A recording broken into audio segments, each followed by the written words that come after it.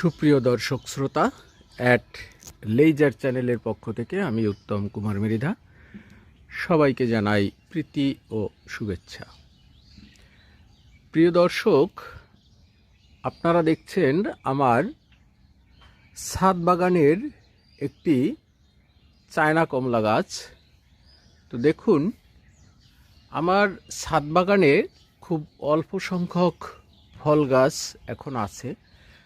আমি যখন প্রথমে ছাদ করেছিলাম তখন অনেক ফল গাছ আমি লাগিয়েছিলাম।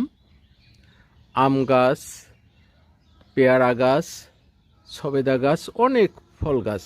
বাজারে যে ধরনের ফল গাছ পেয়েছি আমি নতুন অবস্থায় সেটাই এনে লাগিয়েছি। জামরুল গাছ। কিন্তু ৬-৭ বছর পর আমার ছাদ বাগানে এই যে চায়না কমলা গাছ, এই গাছটি কিন্তু এখনও টিকে আছে। কিছু কিছু গাছ টিকে আছে, যেমন লেবু গাছ, চায়না কমলা গাছ আর ড্রাগন। এই তিনটি ফল গাছ কিন্তু আমার ছাদ বাগানে এখনও টিকে আছে। তো এবং এরকম সুন্দর ফল দিয়েই যাচ্ছে। দেখুন কত সুন্দর। আমি এই চায়না কমলা গাছটির ভিডিও আগেও দিয়েছিলাম, তখন কিন্তু এই কমলাগুলো পেকেছিল না।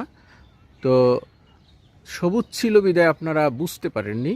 তো এখন দেখুন, এই চায়না কমলা গাছটিতে আমার বেশ কয়েক বছর ধরে এরকম।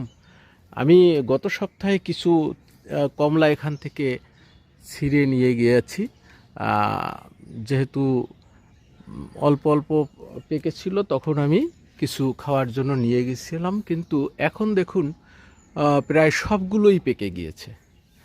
তো আপনারা কিন্তু এরকম চায়না কমলা গাছ ছাদে লাগাতে পারেন, তাহলে কিন্তু আপনারা খুব সুন্দর ফল পাবেন। এবং এই গাছটি ছাদের জন্য কিন্তু পারফেক্ট। বেশি বড়ও হয় না, আবার প্রচুর পরিমাণে ফলে।